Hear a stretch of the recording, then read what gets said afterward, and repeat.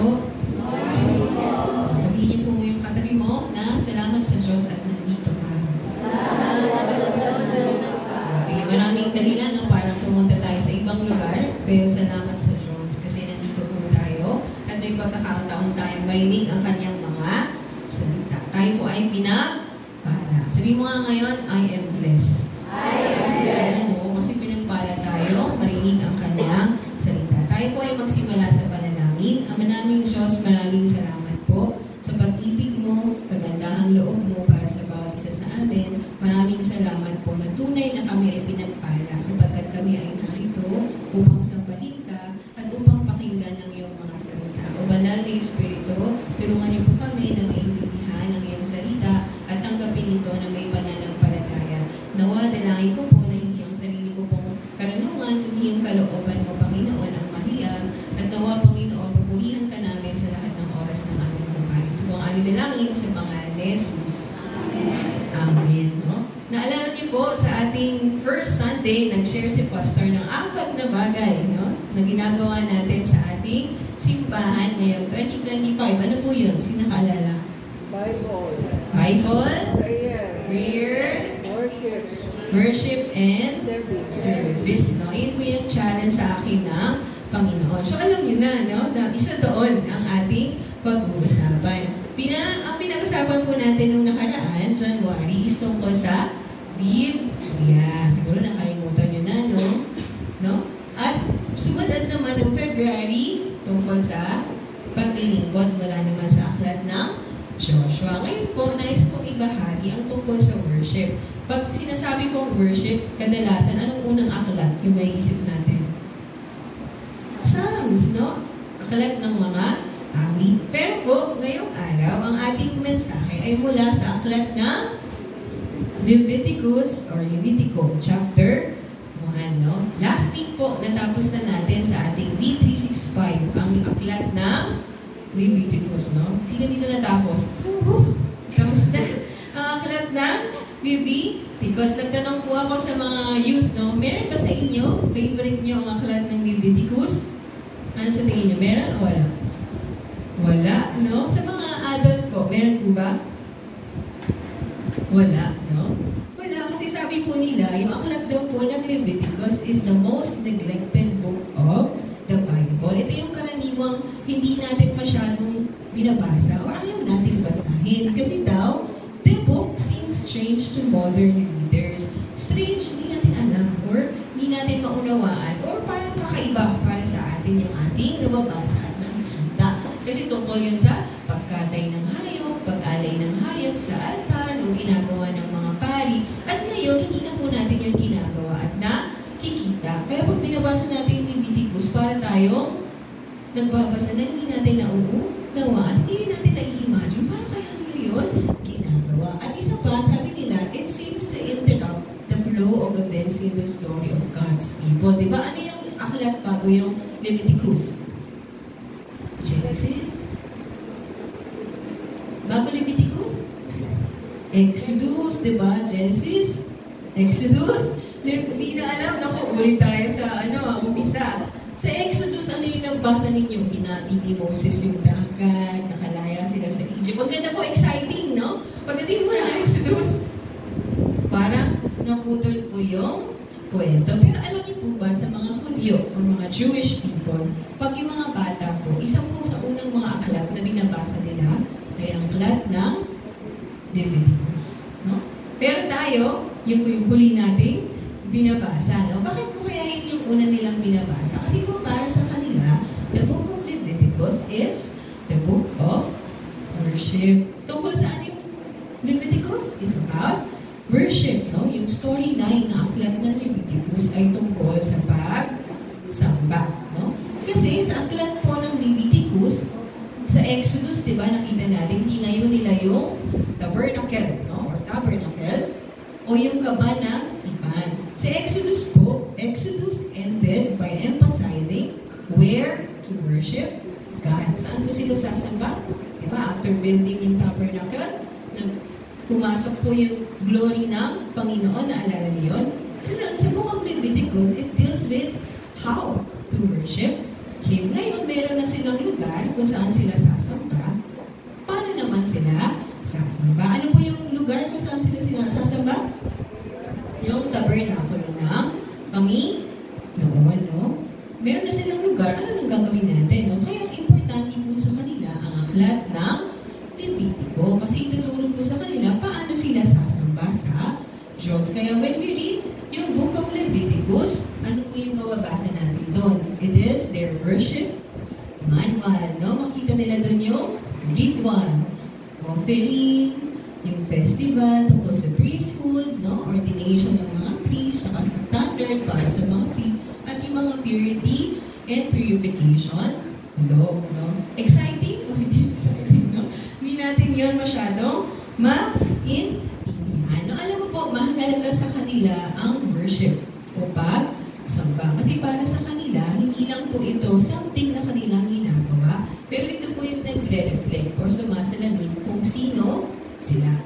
No? Bakit sino po ba yung Israel? Sabi doon, now, if you obey me fully and keep my covenant, then out of all the nations, you will be my treasured possession. Although the whole earth is mine, you will be for me a kingdom of priests and a holy nation. These are the words that you are to speak to the Israelites. Ang pagsamba ay hindi lang po kanilang ginagawa, kundi nagpapakita po kung sino sila. Sino daw sila? Sila ang bayang pinili ng Diyos. They are to be kingdom of priests. Bawat isa sa kanila, no, ay sasamba sa Panginoong Diyos. Ganon din po para sa atin. Ang pagsamba ay hindi lang ating ginagawa, kundi nagpapakita kung sino tayo at ano ang relasyon natin sa Panginoong Diyos. Pero pag iniisip po natin yung salitang worship, ano po yung karaniwang iniisip nyo when we say worship? Mag-join ng Sunday worship, tama ba? Kaya kayo nandito kasi gusto natin i-worship ang Panginoon. Ano pa? Pag tayo ay umaamit, no? We are singing worship, no? Or minsan, ginagamit po natin yung worship para sa sarili nating mga personal na interest. Minsan nakarinig na ba kayo, no? Nagkakasakit na ako kasi hindi na ako nagsisimba. Tama ba? Magsisimba muna ako para medyo gumaan ka naman yung pakiramdam ko, no? Ang pagsamba sa kanila is pagkuha ng something, no? Na personal, na pangangailangan po nila. Kaya ngayong araw po, tuturuan ko tayo ng aklat ng Leviticus kung anong tunay na kahulugan ng worship. No, exciting pa o hindi exciting? Ano ba kaantokin kayo? No? So, tingnan niyo katabi mo, sabi mo makinig ka. Sabi mo, importante ito. Yan, no? Importante ito para sa atin bilang mga anak ng Diyos. Ang title po ng ating message is, ano po? God's Call to Worship. Tinatawag po tayo ng Diyos sa pagsamba. Sa unang verse po ng Leviticus chapter 1, mababasa natin, tinawag ni Yahweh si Moises at mula sa todang tipanan ay sinabi sa kanya, sabihin mo ito sa mga Israelita, kung may maghahandog kay Yahweh, ang dapat niyang ihandog ay baka, tupa o kambing. Alam niyo po ba, sa English, ang title ng Book of Leviticus is Leviticus. Kasi ito ay tungkol sa mga Levites, no? Or tungkol sa mga priests. Pero sa Hebrew Bible, ang title po ng book ay Warikya. Ibig sabihin, tinawag. And he spoke. Yun po yung title ng book. Kasi po, nagsimula po ang pagsamba sa pagtawag ng Diyos. So, ano yung una nating lesson? Worship begins with God's call. Ang pagsamba ay nagsisimula sa tawag ng Diyos. At yung tabernacle po, yung kanilang reminder or yung tangible reminder ng tawag ng Diyos. Pag nakita po nila yung tabernacle, ano yung naiisip nila? Pagsamba sa Diyos. Kaya po sila nakakasamba sa Diyos kasi una, yung Diyos po yung nagpakilala ng kanyang sarili sa kanila. Kaya pag babasahin po natin yung aklat ng Leviticus, hindi lang siya tungkol sa pag-aalay ng mga sakripisyo, kundi kung sino po ang Diyos at paano niya pinakilala ang kanyang sarili. Kaya worship po is God's initiative. Hindi po tayo yung nag-invento ng worship, kundi ang Diyos po mismo yung tumawag sa atin sa pagsamba. Sabi po sa Leviticus 4:11-44, I am the Lord your God. Consecrate yourself and be holy because I am holy. Pinapakilala niyo ng Diyos ang kanyang sarili. Sino siya? I am the Lord your God. Anong klase siya? Diyos siya'y holy. At sinabi niya rin po doon, no? Leviticus 26:11-12. Pwede niyo po basahin para magising kayo. Maninirahan ako sa kalagitnaan ninyo at hindi ko kayo pababayaan. Ako ay inyong kasama saan man kayo magpunta at ako ang magiging Diyos ninyo at kayo naman ang magiging bahay ko. Ano sabi ng Diyos? I am with you. God is present sa kanila. No? So when you read the book of Leviticus, pinapakilala ng Diyos ang kanyang sarili. God reveals Himself to us. At sa tuwing nire-reveal po ng Panginoon ang kanyang sarili, ano po ang tugon natin? Tayo ay samba. Yung pagsamba po ay tugon natin sa pagpapakilala ng Diyos sa kanyang sarili. So isang definition po ng worship is a response to greatness. Tuwing pinapakilala ng Diyos kung sino siya, ano po ang tugon natin? Worship. Ngayon po ang ating quiet time ay sa aklat ng huli. Yung aklat ng Lucas, no? At pinakita doon kung paano si Jesus gumawa ng napakaraming himala. At tuwing pinapakilala ni Jesus ang kanyang sarili, whenever Jesus revealed His power, no? His miracle, ano po yung response ng mga tao? They worship. Halimbawa, ano po yung kwento na to? Naalala nyo, no, si Pedro? Ano sabi ni Jesus? Manghuli ka ng isda. Magdamag na po kami ng huli. Wala po kami nahuli. Pero dahil sinabi mo, sumunod si Pedro at nakahuli sila ng halos mapunit na yung lambat. Ano yung reaction ni Pedro? Lumayo ka sa akin. O isang makasalanan. He began to worship as he witnessed po yung power or greatness ng Panginoong Jesus. At sino pa? Alam niyo po yung panahon na si Jesus, pinagaling niya po yung widow's son sa Nain, no? Anong reaksyon ng mga tao? Kasi patay na siya at siya'y muli nabuhay. Ano sabi ng mga tao? They were all filled with awe and praise God. A great prophet has appeared among us, they said. God has come to help His people. At pagbasahin po natin, no, yung aklat ng Lucas ng Gospel, tuwing pinapakilala ni Jesus ang kanyang sarili bilang Diyos, bilang makapangyarihang Panginoon, bilang Messiah, ano po yung reaction ng mga tao, respond ng mga tao? They began to worship. Ganon din po tayo. Bakit po tayo nag-worship? Because God revealed Himself to us.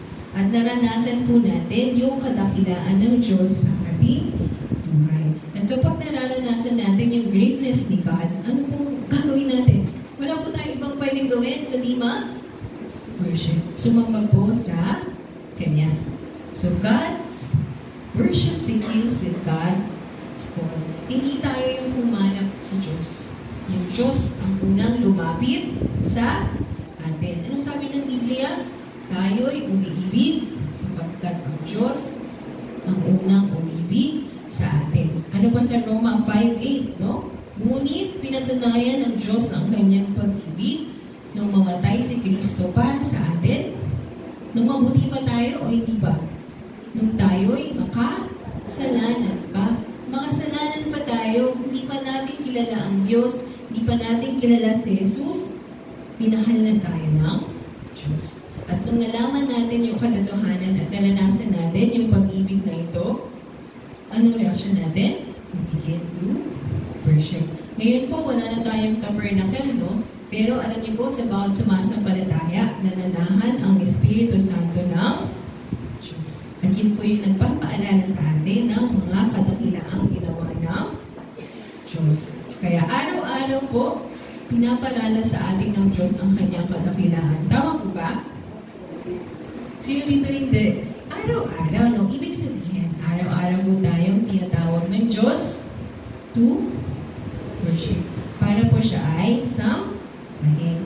Pero minsan marami po sa atin, hindi po natin masabi na nararanasan natin iyon. Kasi po yung ating puso nakalagay sa ibang bagay. Hindi natin marinig yung kanyang tawag. Kasi pinagpapalit po natin yung greatness ng Panginoon sa mga mas maliliit na bagay. Kaya hindi po natin siya maranasan. Pero ang totoo, tayo po ay nilikha ng Diyos para sambahin siya.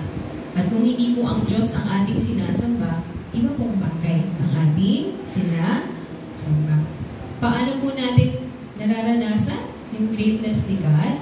Pag tayo po ay lumalapit sa Kanya, whenever we read the Bible, pag nagbabasa po tayo ng Biblia, nakikilala po natin ang Panginoong Diyos. Kaya kung hindi po natin binubuksan yung ating Biblia, paano po natin malalaman ang Kanyang mga ginawa para sa atin? Paano tayo magre-respond in worship kung hindi natin siya nakikilala? Tama po ba? So, buksan po natin ang ating Biblia upang maranasan po natin yung greatest ng Panginoon at lumapit tayo sa Kanya sa pananamit. Lahat po tayo ay tinatawag ng Diyos sa pagsamba. At doon po yun na sisimula. At sabi po sa susunod na verse, basahin po nga ninyo, kung baka ang kanyang handog na susunugin, kailangan ito'y lalaki at walang kapintasan. Dadalhin niya ito sa may pintuan ng toldang tipanan upang maging kalugod-lugod sa akin. Anong klaseng handog po yung dapat nilang ibigay? Walang kapintasan. Sa English po, without blemish, without defect. Or sa ibang salita, perfect. Kailangan po ang kanilang sakripisyo ay perfect. No? Bakit po? Dahil ang kanilang sinasamba ay Diyos na holy. Diba? Sabi niya, I am holy. Ay Diyos na banal. Kaya pangalawang bagay po, worship reflects God's holiness. Sa pagsamba, nasasalamin ang kabanalan ng Diyos. Ano sabi ni Jesus sa Leviticus, ng Diyos sa Leviticus 19 verse 2? Speak to the entire assembly of Israel and say to them, be holy because I am the Lord your God. Kung binasa niyo po yung aklat ng Leviticus, ulit-ulit po sinasabi ng Diyos, I am the Lord your God. I am holy. So be holy. Sa ating pong pagsamba, re-reflect po yung kabanalan ng Diyos. Kaya about holiness, so ano po yung theme ng aklat ng Leviticus? Holiness. Sa usapang holiness, meron po tayong dalawang tanong. Sabihin nyo nga, 2 questions. Unang tanong, basahin po natin. Paano maaalis ang kasalanan upang ang tao ay maging banal? How can sin be removed so people may become holy? Yan po yung unang tanong about holiness. Pangalawa po, paano mapapanatili ng mga tao ang kabanalan na kinakailangan para sa pakikipag-ugnayan sa banal na Diyos? Pangalawa, how can people maintain the holiness essential to fellowship with the Holy God? Yung unang tanong, how to get clean. Yung pangalawa, how to stay clean. Yan po yung sinasagot ng aklat ng Leviticus. Yung unang bahagi po, sasagutin niya sa Leviticus chapter 1 to 16. Kasi tungkol po yun saan? Tungkol sa ritual, sacrifices, forgiveness, no? Sa pamamagitan po ng pag-aalay. Bakit po sila nag-aalay ng mga hayop? Para mahugasan, no? Yung kanilang mga kasalanan at upang makalapit po sila sa Diyos. Naiintindihan nyo? Bakit po sila mag-aalay ng dugo ng hayop, papatay ng mga hayop? Kasi tuwing sila ay nagkakasala, sila ay nagiging marumi. Kailangan po nilang maging malinis para makalapit sa Diyos na banal. At ano po ang nagpapalinis sa kasalanan? Ito yung dugo. Kaya po sila nag-aalay. Pero ito po ay temporary cleansing. No? Kaya anong ginagawa po nila? Taon-taon, diba? O tuwing sila ay nagkakasala, pag naisip nila yung kanilang kasalanan, ito po ay kanilang ginagawa. Kailangan po silang maging malinis. Pangalawa po, paano po nila napapanatili yun? Ay sa pamamagitan po ng kanilang pagsunod sa mga kautusan ng Diyos. Kaya po, mababasa nyo sa 17-27, yung rule, mga law about sa unclean, clean, tungkol sa festival, tungkol pa yung bahay nila. Diba? Tama ba? Nabasa niyo po ba yun? Pag bahay ninyo, pag meron kayong mga sakit, ito yung kailangan ninyo gawin, no? Mahalaga pong tanong po para sa kanila. Pag sinabi po kasi holy, ibig sabihin ay set apart. Sabi nyo nga, set apart. Set apart. Ibig sabihin, itinatangi, inihihiwalay, itinatalaga para sa banal na layunin. Set apart, itinatangi, inihiwalay mo siya, no? Para sa banal na layunin. Kasi po yun yung tawag ng Diyos sa atin. Sabi niya ng Diyos, consecrate yourself and be holy because I am the Lord your God. Sabi niya ng Diyos, ilaan ninyo sa akin ang inyong sarili at magpakabanal kayo sapagkat akong si Yahweh ang inyong Diyos. So, ano tinuturo sa atin ng Leviticus? We have to be holy. Holy ibig sabihin, i-set apart. No? Italaga natin ang ating sarili para sa Diyos. Ibig sabihin, no, ang totoong pagsamba ay hindi lang yung pag-aanay ng mga sakripisyo in order to please God. No? Ang totoong pagsamba ay ang paglapit sa Kanya upang maging katulad niya. Ang sabi ng Diyos?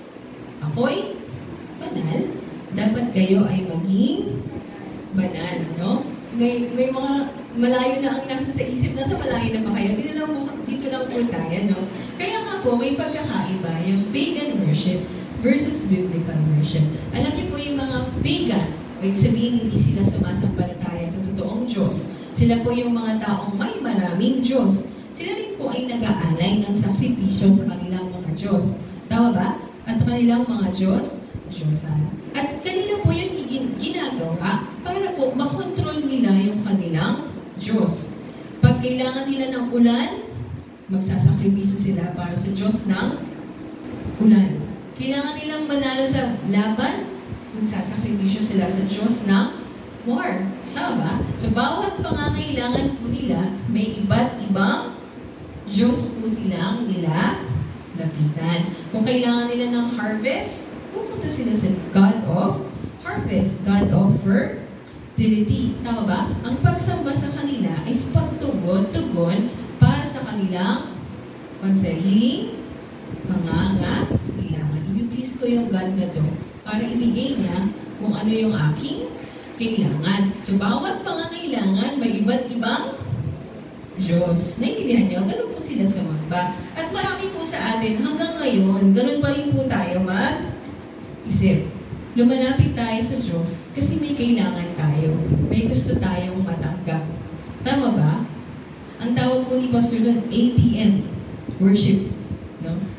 Ang tingin natin sa Diyos, siya yung magbibigay ng pangangailangan natin. Lalapit lang tayo sa Kanya pag meron tayong kailangan. Pero pag wala na, balik na tayo sa sarili natin pa. Bumuhay. Bakit tayo nandito? Kasi kailangan ko.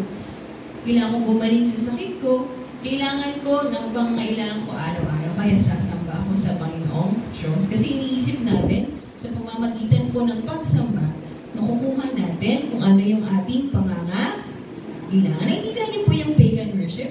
Pero yung biblical worship po iba. Kasi po ang biblical worship, hindi po natin kinokontrol ang Diyos. Sa halip, sinosurrender po natin ang ating sarili sa Diyos. Ibinibigay natin yung ating sarili sa Diyos. Hindi upang kunin, no? O yung ating pangangailangan, kung hindi upang masalamin sa atin yung kabanalan ng Diyos sa ating buhay. No? Sa katunayan, worship is to reflect God's holiness in our lives. Ang pinagkaiba ng biblical worship, pag tayo ay sumasamba, ano po nangyayari? Binabago tayo ng Diyos. Kaya tayo sumasamba sa Kanya kasi nais nating maging katulad niya. Kaya kung ano po yung Kanyang inuutos sa Biblia, sinusunod natin, di ba? Kasi nais natin salamin isalamin yung kabanalan ng Diyos para sa atin. Tama ba? Naiintindihan niyo ba? Naiintindihan niyo yung pinagkaiba o hindi po? Hindi natin kinukontrol ng Diyos, kundi yung binibigay natin yung ating sarili sa Diyos para baguhin niya tayo at tayo ay maging banal katulad.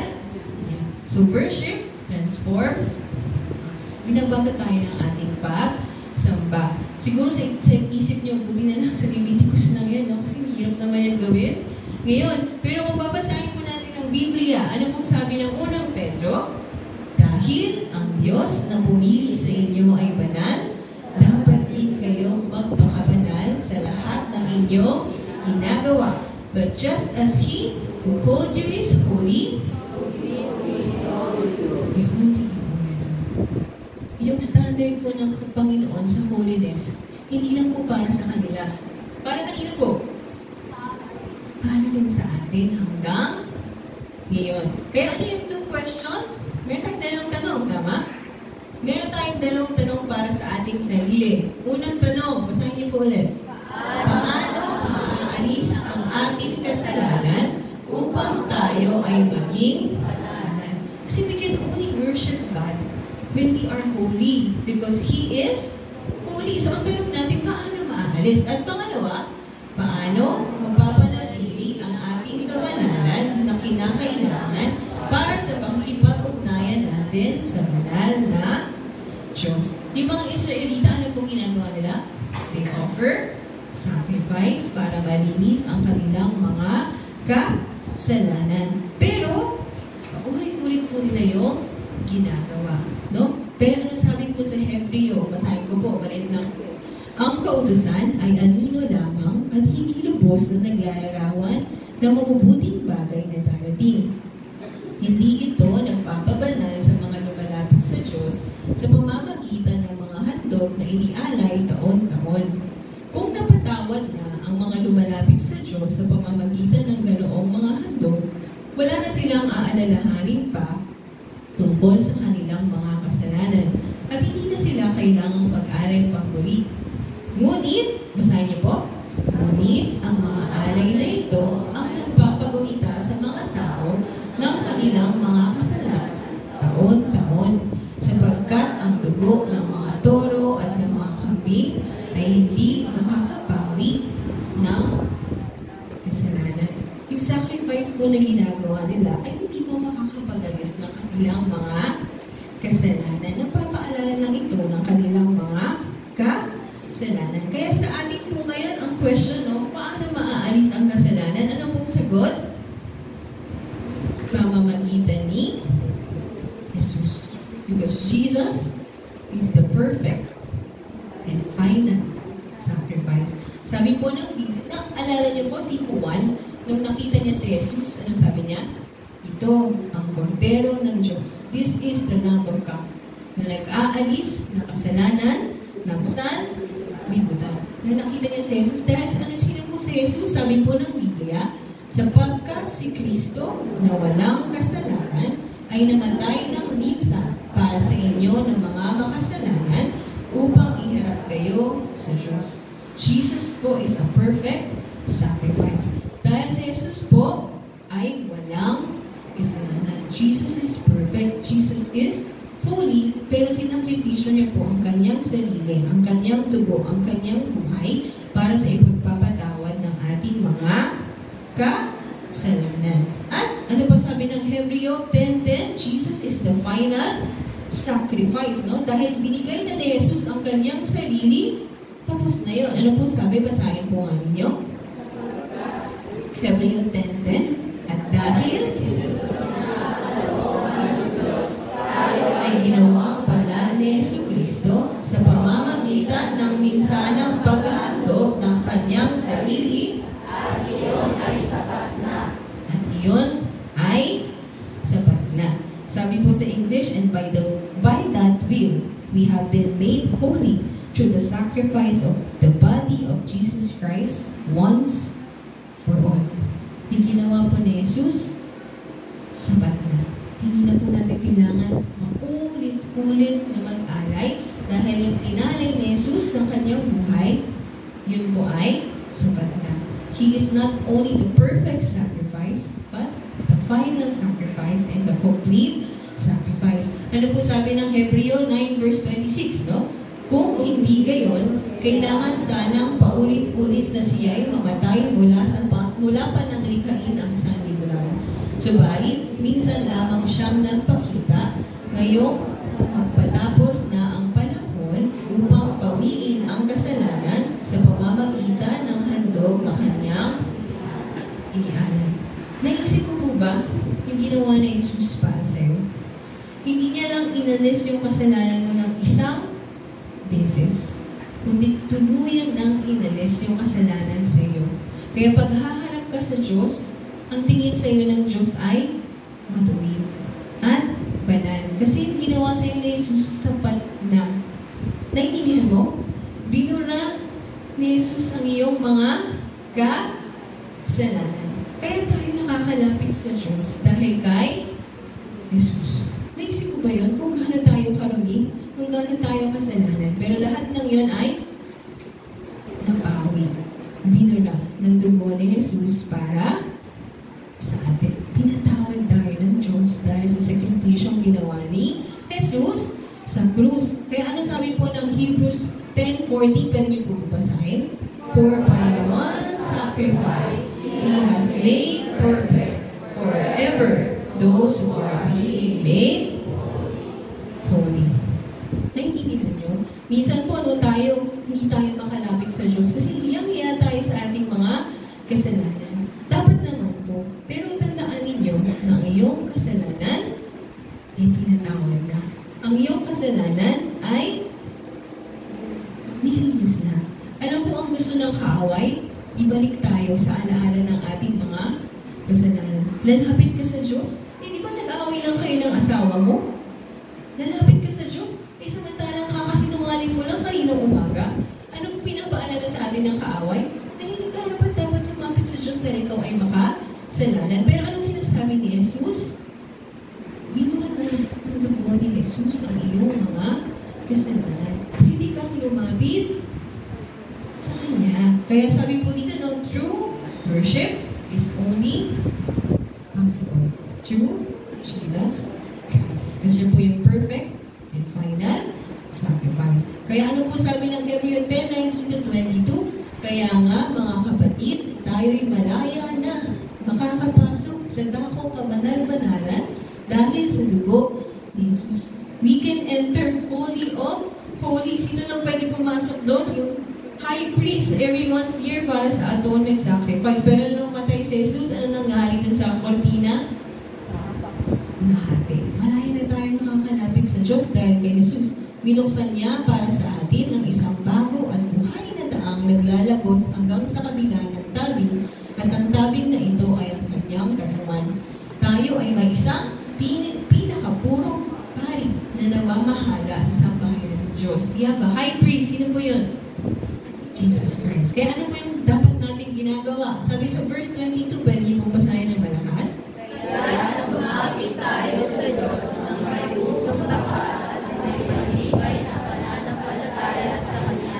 Lumapit tayo may malinis na bulhi sapagkat nilinis na ang ating mga puso at hinugasan na ang dalisay na tubig ang ating mga katawan. Sabi sa English, no, lest us draw near to God with a sincere heart and with a full assurance. No? Sigurado tayo na makakalapit tayo sa Diyos dahil pinatawad na ni Jesus ang ating mga kasalanan. No? At sa pamamagitan po ng Espiritu na nasa atin, tayo po ay binabago ng Diyos. Nasagot ba yung unang tanong?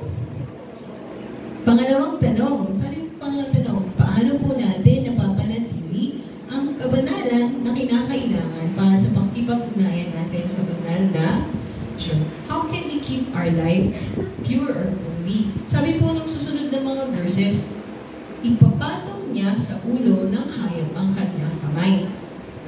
Pagkatapos, papatayin niya. Sino po yun niya?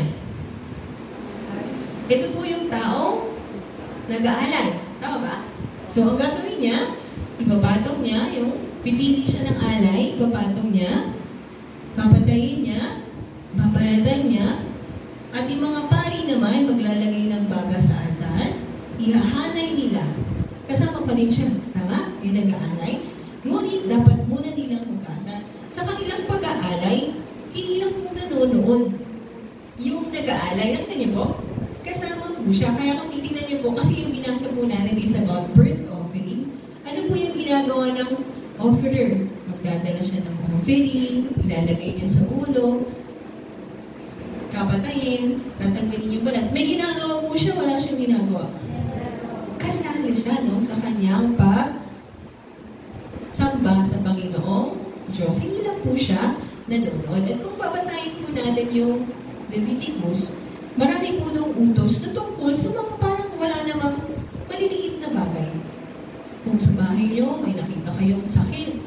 Kung ikaw, alam niyo po, parang pati sa pinakaliit-liit na bagay merong utos. Tama po ba? Bakit po? Kasi ang pagsamba, kasama po ang ating buong pagkatao. Basahin niyo po nga, sabi dito, worship involves the whole life for God's glory. Ang buong buhay ko ay bahagi ng pagsamba para sa kaluwalhatian ng Diyos. Sa kanilang pagsamba, pag sila po ay nalapis sa Diyos, kailangan buong kabuuan nila, puso, isip, at sa kanilang mga gawa. Ganun din po tayo. Ang pagsamba ay hindi pagpunta sa church.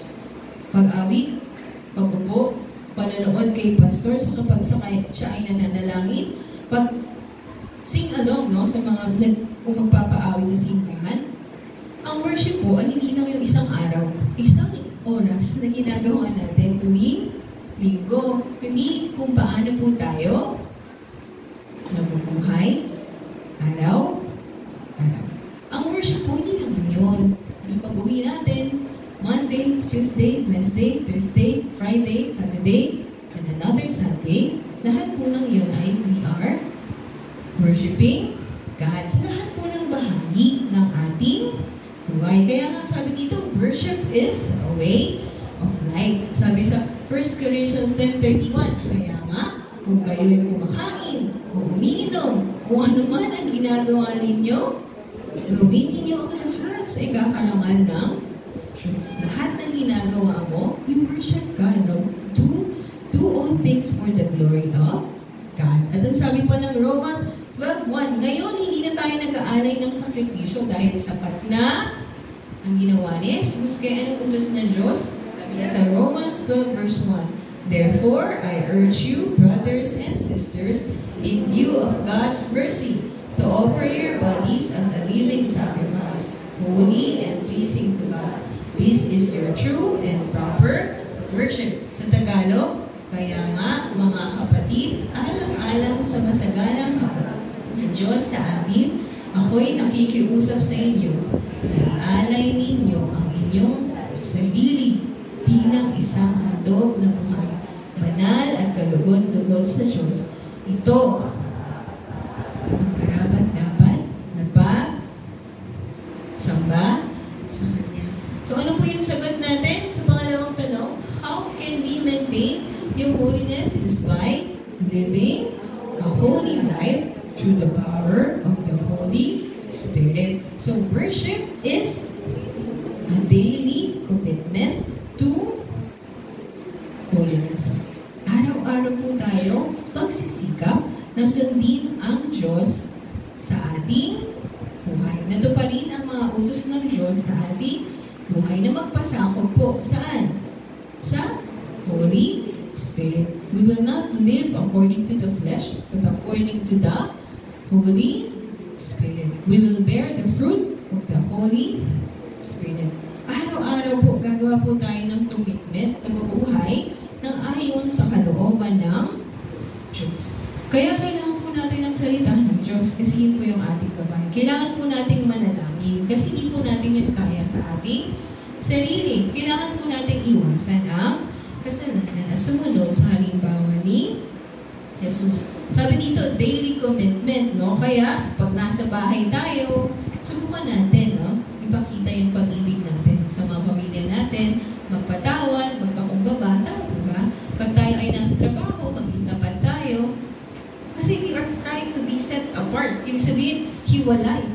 iba kaysa sa ginagawa ng mga taong makasalanan o mga tao sa mundo. Yung pagsamba po, hindi lang yung ginagawa natin tuwing Sunday, kundi bawat oras ng ating buhay. At yung holiness po, hindi lang siya isang araw or one-time event, araw-araw ng ating pamumuhay. At pag sinusunod natin ng Diyos, we are surrendering ourselves to God. Ano sabi niya? We are offering ourselves as a living sacrifice. Kasi yun po yung karapat-dapat na pagsamba sa Kanya.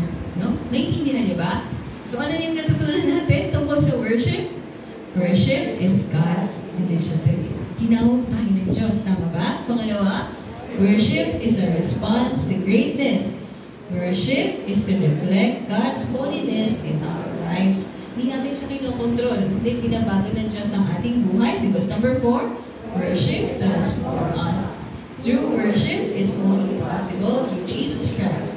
Worship is a way of life.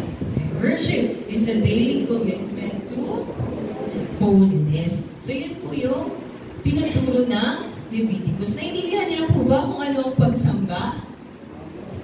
Hindi lang pala mag-attend ng Sunday, no?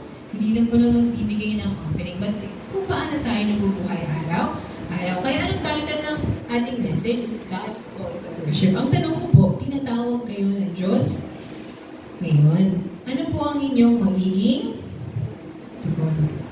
Isa-surrender po ba natin o ibibigay sa Kanya ating buhay as a living sacrifice? Tayo po ba ay gagawa ng commitment, no, na mabuhay ayon sa Kanyang salita at kabanalan araw-araw? Yes or no? No? At tandaan nyo, pinatawad na ng Diyos ang iyong kasalanan. Sabi sa Romans, di ba? There is no condemnation for those who are in Christ Jesus. Nung nilinis na tayo ni Jesus, tayo po ay manalangin at magpasalamat po sa Kanya at hingin natin sa Diyos na tulungan tayo mabuhay ng may kabanalan araw-araw. Mas mag-closing prayer po. Kaya ay manalangin.